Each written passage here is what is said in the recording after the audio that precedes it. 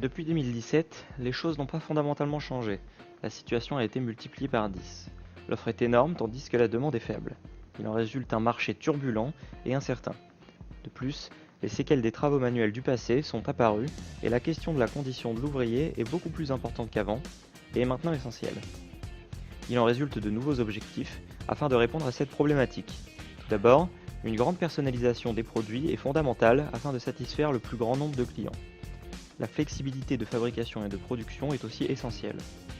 Il est aussi important de pousser au maximum le respect des conditions de travail, des ouvriers notamment, mais surtout de l'humain en général. Bien entendu, il ne faut pas négliger sa compétitivité afin de se démarquer de ses concurrents.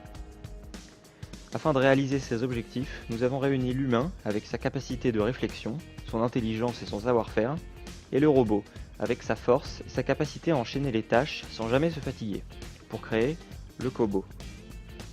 Ce terme est un mot valise rassemblant robot et collaboratif.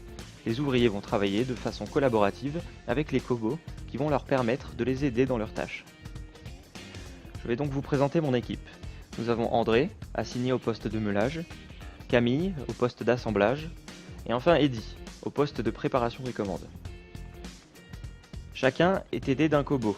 Ainsi, c'est 7 à 15 qui va aider André dans ses opérations de meulage, Kuka qui va coopérer avec Camille afin de réaliser le Kanban et le réapprovisionnement de son poste d'assemblage, et enfin Kiva qui soutiendra Eddy pour les préparations des commandes.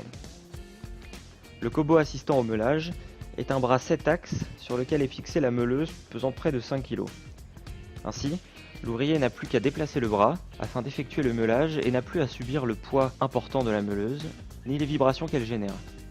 Grâce à ce Kobo, nous réduisons les risques de troubles musculo-squelettiques très courants sur ce poste, la pénibilité due au poids de l'outil et aux vibrations très désagréables, tout en augmentant la productivité. La tâche devient beaucoup plus facile à réaliser et l'accord est gagnant-gagnant pour l'entreprise et pour l'employé. Concernant le poste d'assemblage, le Kobo va se charger d'effectuer le réapprovisionnement de celui-ci, que ce soit des pièces à assembler directement depuis le stock, en prenant en compte l'ordre de priorité de l'assemblage, ou bien l'application du Kanban concernant les petites pièces, telles que les vis ou les écrous par exemple. Le Kobo est directement relié au système d'information de l'usine, et plus particulièrement à l'ERP et à la GPAO. Ainsi, il est donc directement relié au Kanban informatisé des postes, mais aussi aux ordres d'assemblage en cours. Il agit donc comme un réel maillon de la chaîne logistique, permet l'automatisation du Kanban et ainsi une diminution des MUDA.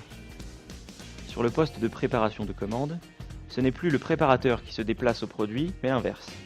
En effet, le Kobo, relié lui aussi au système d'information, va se rendre dans le stock et ramener les différentes étagères de produits directement au préparateur, qui est lui statique sur son poste.